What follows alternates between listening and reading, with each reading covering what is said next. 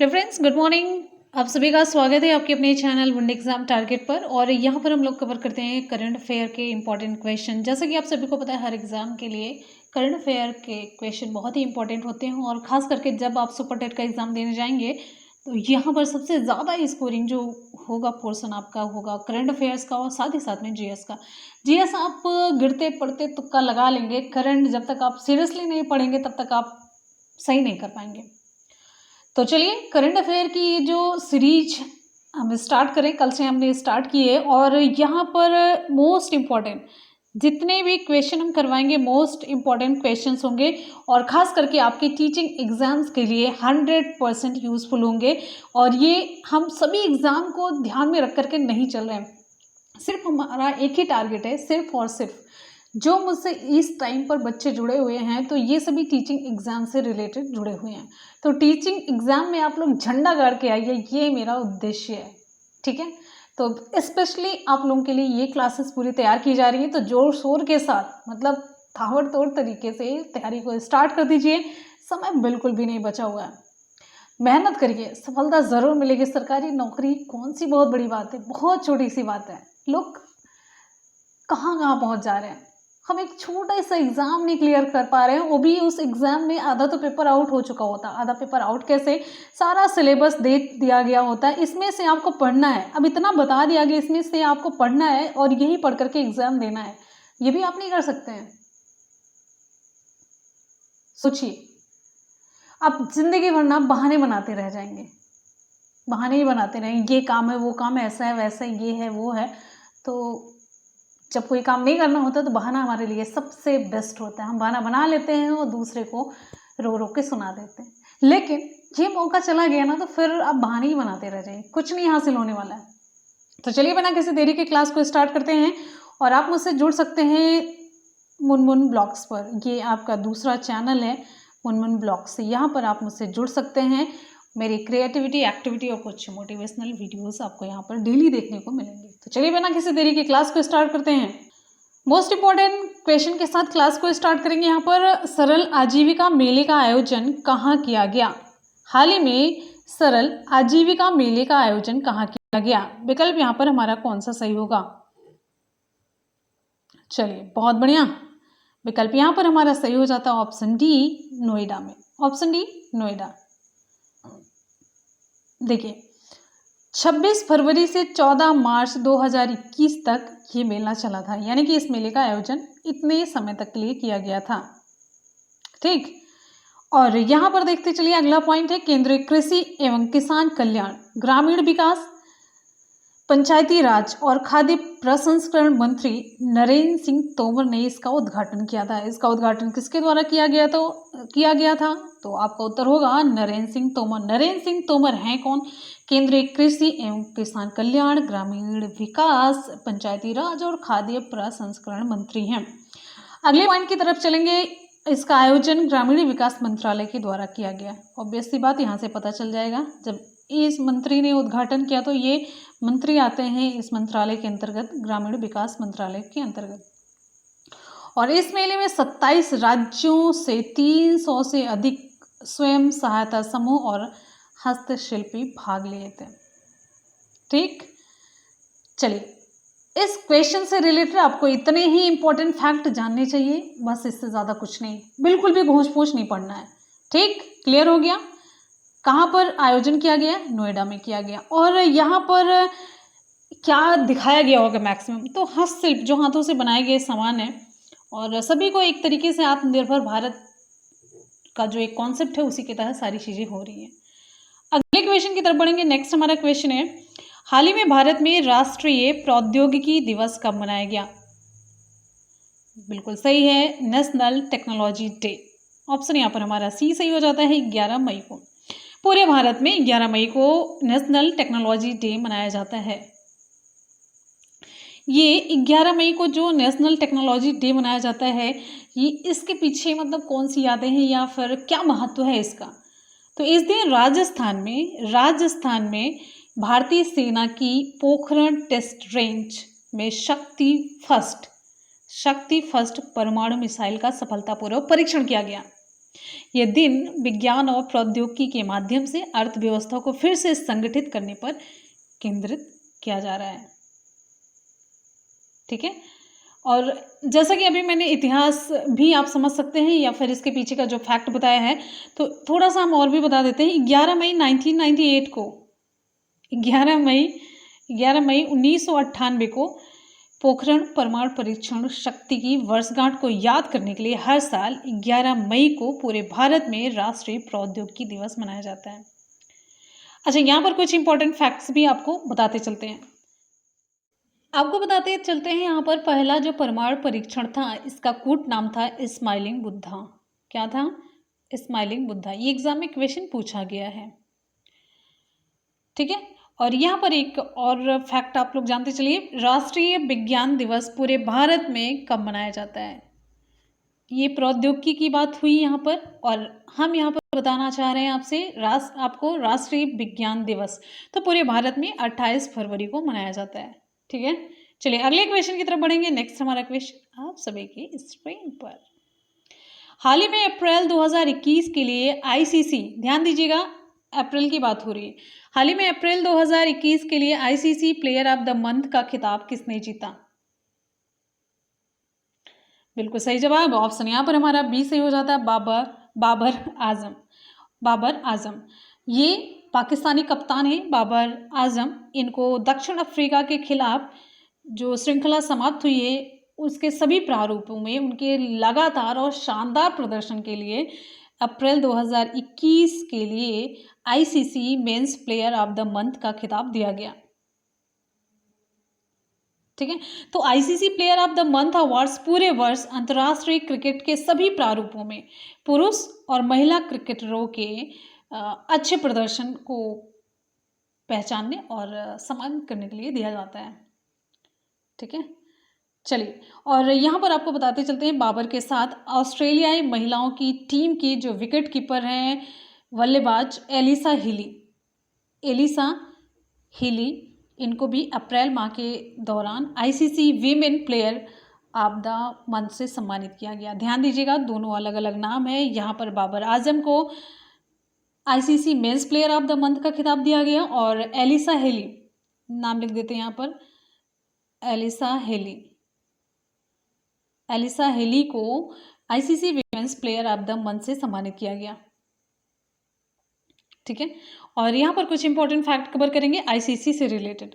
ICC के अध्यक्ष कौन है प्रेजेंट टाइम में? Greg Barclay. कौन है? ग्रेग बार्कले हैं। और आईसीसी के सीईओ चीफ एग्जीक्यूटिव ऑफिसर, ये हैं मनु साहनी। और आईसीसी का मुख्यालय कहाँ पर है? संयुक्त अरब अमीरात के दुबई में। इतने इंपॉर्टेंट फैक्ट आपको इससे रिलेटेड जानने चाहिए। अब यहाँ पर अगर हम सरसरी निगाह से देखिए क्वेश्चन तैयार कैसे किया जाता है, आपको यहाँ पर हम ये भी बताते चलते हैं क्वेश्चन तैयार कैसे किया जाता है। जैसे अभी हमने इस क्वेश्चन से रिलेटेड आपको बहुत सारी चीज़ें बता दी, आपको लगा होगा कितना कुछ बताया गया, कौन कौन से टर्म्स यूज किए गए। अब यहाँ पर देखिए, कुछ नहीं, अप्रैल 2021 के लिए ICC player of the month का खिताब किसने जीता? तो यहाँ पर सारे ऑप्शंस आप देख रहे हैं पुरुष वाले ही हैं, तो यहाँ पर ऑप्शन आपका बी सही हो जाता है। अब यहाँ पर 2 पॉइंट आपको क्लियर कर लेना है, पुरुष में बाबर आजम को मिला है तो महिला में किसे मिला, यानी कि ICC men's player of the month का खिताब बाबर आजम को मिला। कहाँ से बिलोंग करते हैं? ये पाकिस्तान। इनका काम यहाँ पर ख़त्म। अब दूसरा, अगर हम बात करेंगे ICC women player of the month की, तो ये मिला है एलिसा हेली को। ये कहाँ की है? ऑस्ट्रेलिया की। इनसे रिलेटेड बात यहाँ पर ख़त्म हो जाती है। और अगर और भी थोड़ा सा जानना है तो इन्हें किसके खिलाफ, बाबर आजम को अफ्रीका के खिलाफ लगातार जो मैच की सीरीज हुई उसमें अच्छा प्रदर्शन करने के लिए मिला। और एलिसा हेली हैं ऑस्ट्रेलिया की, इन्होंने न्यूजीलैंड के खिलाफ अच्छा प्रदर्शन किया। हालांकि ये क्वेश्चन नहीं पूछा जाता है, इसलिए हम यहाँ पर आपको एक बार बता करके उस पर उतना फोकस नहीं करते हैं। जो एग्ज़ाम में ज़्यादा पूछा जाता है, बार बार रिपीट किया जाता है, या फिर जहाँ से जिस तरीके के क्वेश्चन अभी तक पूछे गए हैं, यानी कि क्वेश्चन का नेचर कैसा होता है एग्ज़ाम में, उस पर फोकस करके हम आपको क्वेश्चन तैयार करवाते हैं। तो ये कभी नहीं पूछा जाता किसके खिलाफ इन्होंने अच्छा प्रदर्शन किया, उससे अच्छा क्वेश्चन ये बन जाता कि किसने अच्छा प्रदर्शन किया, राइट। फिर उसके बाद ये हो गया ख़त्म, दोनों से रिलेटेड ये पॉइंट ख़त्म हो जाता है। क्लियर है? फिर उसके बाद आप यहाँ पर देख लीजिए, जो आईसीसी है ये जीएस से रिलेटेड इंपॉर्टेंट क्वेश्चन बनता है। आईसीसी के अध्यक्ष करंट से भी है, और यहाँ पर जैसे जीएस से रिलेटेड ये बन जाता है आईसीसी का मुख्यालय। आईसीसी का मुख्यालय संयुक्त अरब अमीरात के दुबई में है। आईसीसी के सीईओ मनु साहनी, आईसीसी के अध्यक्ष हैं ग्रेग बार्कले। तो इतने क्वेश्चन आपके यहाँ पर क्लियर हो जाते हैं। तो मोटा मोटा सा दिमाग में बैठाते चलिए। और यहाँ पर हम सुपरफास्ट रिवीजन करवाते हैं लास्ट में, और एक दिन पहले के क्वेश्चन का सुपरफास्ट रिवीजन, तो कुछ हम छोड़ते नहीं हैं आपको दोबारा ढेर लगाने के लिए। चलिए अगले नेक्स्ट हमारा क्वेश्चन है, हाल ही में डोज 1 मिशन टू मून किसके द्वारा लॉन्च किया जाएगा? ऑप्शन यहाँ पर हमारा सही हो जाता है option C, space X. Space X पहला वाणिज्यिक चंद्र payload Doge 1 mission to moon launch करने के लिए पूरी तरीके से तैयार है। और आपको यहाँ पर बताते चलते हैं स्पेस एक्स ये एलन मस्क के स्वामित्व वाली कंपनी है। ठीक है, यहाँ पर बात करेंगे वही जो अभी मैंने बताया है। तो स्पेस एक्स के संस्थापक और सीईओ कौन है? ये हैं एलन मस्क हैं। ठीक, और स्पेस एक्स की स्थापना कब हुई? 2002 में। स्पेस एक्स का मुख्यालय कहाँ पर है? संयुक्त राज्य अमेरिका के कैलिफोर्निया में। ठीक है, और यहाँ पर एक इम्पॉर्टेंट पॉइंट आपको ये बताते चलते हैं, जो मतलब ये डिज़ाइन किया गया है, जिसे तैयार किया गया है डोज 1 मिशन टू मून, ये जो लॉन्च करने के लिए तैयार किया गया, इसके पीछे जो मतलब पूरी भुगतान की प्रक्रिया है, ये पूरी तरीके से क्रिप्टो करेंसी डोज कॉइन में की गई है। क्रिप्टो करेंसी ये डिजिटल तरीके से पेमेंट किया जाता है। क्रिप्टो करेंसी CY होगा। और डोज कॉइन क्या है, आपको यहाँ पर इसके बारे में थोड़ा सा डिटेल में बताते हैं। तो यहाँ पर आपको बताते चलते हैं डोज कॉइन के बारे में। डोज कॉइन एक क्रिप्टो करेंसी है जो क्रिएट की गई है सॉफ्टवेयर इंजीनियर विली मार्कस और जैक्सन पामर के द्वारा, who decided to create a payment system as a joke. मतलब पेमेंट सिस्टम को एक जोक के तरीके से इन्होंने मतलब ऐसा बनाया, ऐसा क्रिएट किया है कि पेमेंट सिस्टम एक जोक के तरीके से हो। हालांकि जोक के तरीके से नहीं होगा, उसमें सिंबल या कुछ ऐसे होते हैं कि वो उस पर एक इमोजी ऐसे हंसने वाले टाइप में कुछ ऐसा है। ये नहीं कि पूरा पेमेंट सिस्टम जोक वाला, पैसे का लेन देन होता है डिजिटली, सब सारी चीज़ें सही होती, बस उसका डिज़ाइन ऐसे किया गया कि उसमें एक स्माइली टाइप में रहता है, ये समझिए। आगे चलेंगे अगले क्वेश्चन की तरफ। नेक्स्ट है क्वेश्चन है, हाल ही में राष्ट्रीय विज्ञान अकादमी के लिए किस भारतीय मूल के विशेषज्ञ का चुनाव किया गया? ऑप्शन बी सही हो जाता है शंकर घोष। Option B Shankar Ghosh. तो भारतीय मूल के ये हैं, एक इम्यूनोलॉजिस्ट हैं। इनके मूल शोध में इनकी प्रतिष्ठित और निरंतर उपलब्धियों की मान्यता के लिए ये एक प्रतिष्ठित पुरस्कार जिसका नाम है राष्ट्रीय विज्ञान अकादमी के लिए चुना गया, नेशनल एकेडमी ऑफ साइंसेज के लिए चुना गया है। ठीक है, तो ये 120 नवनिर्वाचित सदस्यों में से एक चुने गए हैं। ठीक है, चलिए आपको यहाँ पर बताते चलते हैं राष्ट्रीय विज्ञान अकादमी के बारे में, एकेडमी के बारे में या फिर अकादमी के बारे में। तो राष्ट्रीय विज्ञान अकादमी एक निजी गैर लाभकारी संस्थान है जिसे 1863 में राष्ट्रपति अब्राहम लिंकन के द्वारा स्थापित किया गया। ठीक है, अगले क्वेश्चन की तरफ बढ़ेंगे। नेक्स्ट क्वेश्चन है, हाल ही में फिक्की FLO की नई राष्ट्रीय अध्यक्ष किसे नियुक्त किया गया? ऑप्शन यहाँ पर हमारा ए सही हो जाता है उज्ज्वला सिंघानिया। उज्ज्वला सिंघानिया को फिक्की लेडीज ऑर्गेनाइजेशन की राष्ट्रीय अध्यक्ष के रूप में नियुक्त किया गया, जो दक्षिण पूर्व एशिया की सबसे पुरानी महिला नेतृत्व वाली और महिला केंद्रित बिजनेस चैम्बर है। यहाँ पर बात करेंगे हम फिक्की FLO की। तो FLO की स्थापना कब हुई है? 1983 में हुई है, और इसकी स्थापना फिक्की यानी कि federation of Indian chambers of commerce and industries के एक विभाग के रूप में की गई थी। FICCI FLO ladies organisation. ठीक है,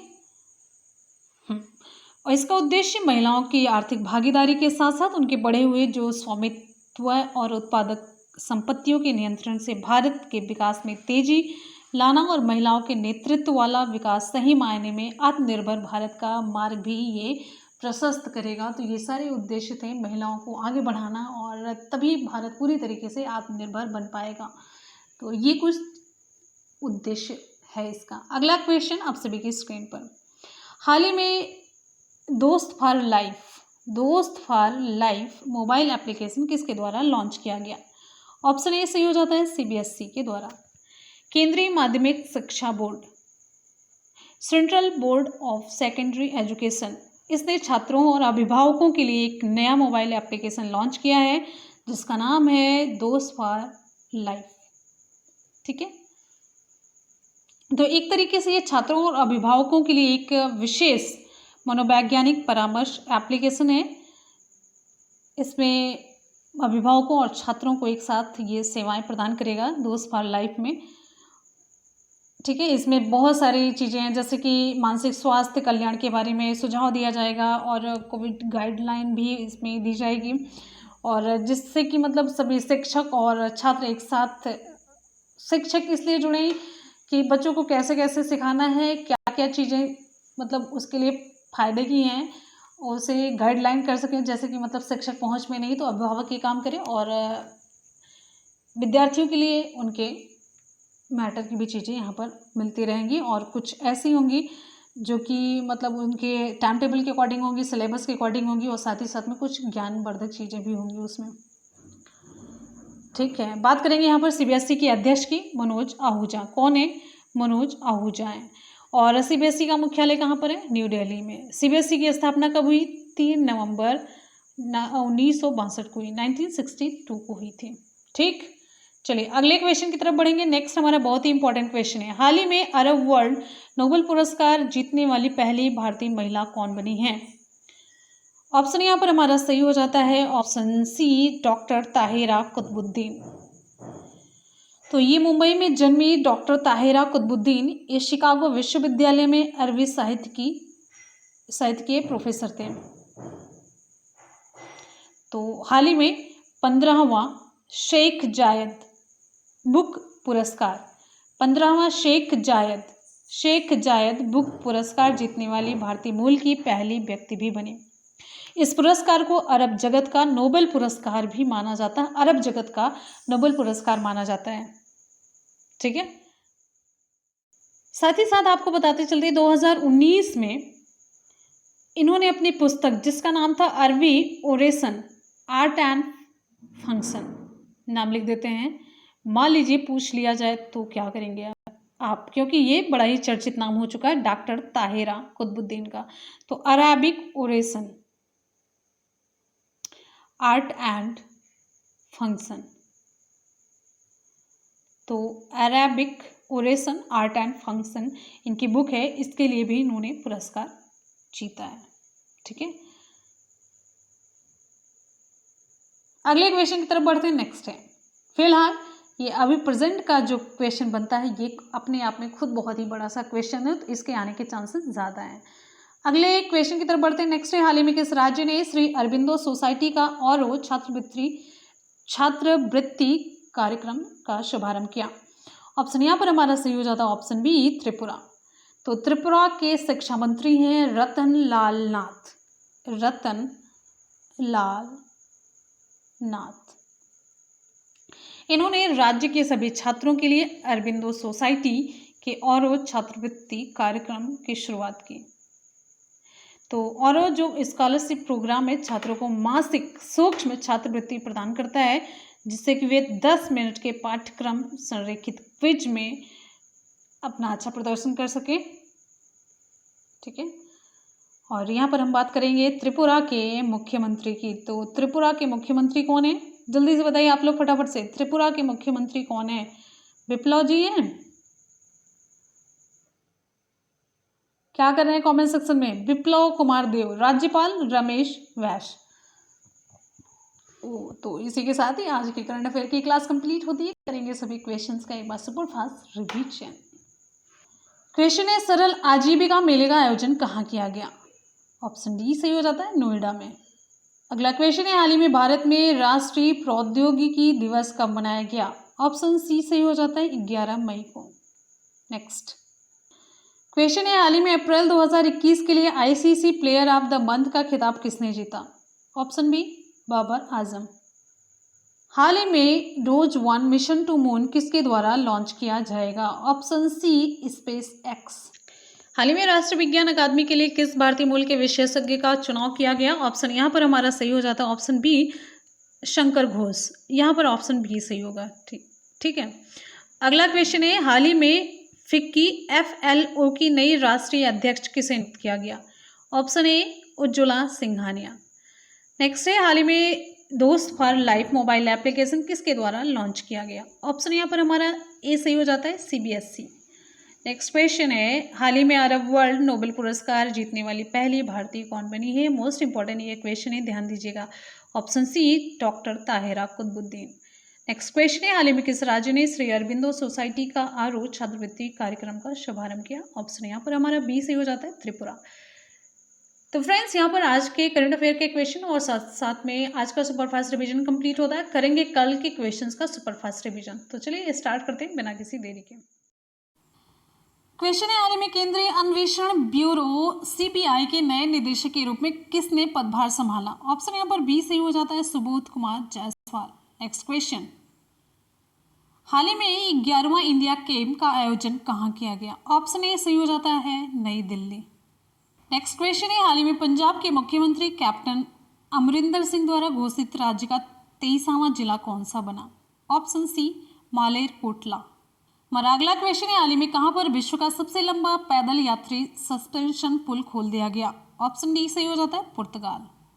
नेक्स्ट है, हाल ही में डिजिटल रियल टाइम रिपोर्टिंग और सूचना प्रबंधन प्रणाली डिजिटल बार रिपोर्टिंग प्रणाली को शुरू करने वाला देश का पहला राज्य कौन सा बना है?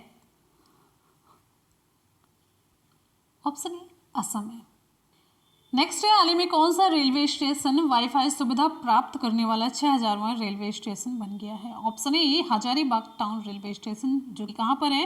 ये झारखंड राज्य। आ जाते हैं आज के सवाल की तरफ। आज का सवाल आप सभी के लिए, हाल ही में अरब वर्ल्ड नोबेल पुरस्कार जीतने वाली पहली भारतीय कौन बनी? मोस्ट इंपॉर्टेंट क्वेश्चन है और इसे हम पूछते हैं आज के सवाल में, और आप लोग डिटेल में रिप्लाई कीजिएगा और हमेशा की तरह बताइएगा कि आपको आज का ये पूरा सेशन कैसा लगा। नीचे कमेंट सेक्शन में आपके फीडबैक का हम इंतज़ार करेंगे, और साथ ही साथ में आप लोग मुनमुन ब्लॉग से जुड़ जाइएगा। वहाँ पर आप लोग मुझसे वहाँ जुड़ेंगे नहीं, यानी कि मुझसे भी जुड़ रहे हैं, तो मेरी एक्टिविटी क्रिएटिविटी कुछ मोटिवेशनल वीडियोस वहाँ पर आपको देखने को मिल जाएगी। तो चलिए इसी के साथ मिलते हैं फिर नेक्स्ट वीडियो में। तब तक के लिए good bye, take care, thank you so much, love you all. और ज़्यादा से ज़्यादा वीडियो को लाइक और शेयर ज़रूर करते रहिए। हम अपनी पूरी मेहनत करें, पूरी कोशिश करें, आप लोग भी पूरी कोशिश करिए। तो चलिए इसी के साथ ही मिलते हैं नेक्स्ट वीडियो में। तब तक के लिए good bye and take care, thank you so much, love you all, bye bye and take care, Jai Hind.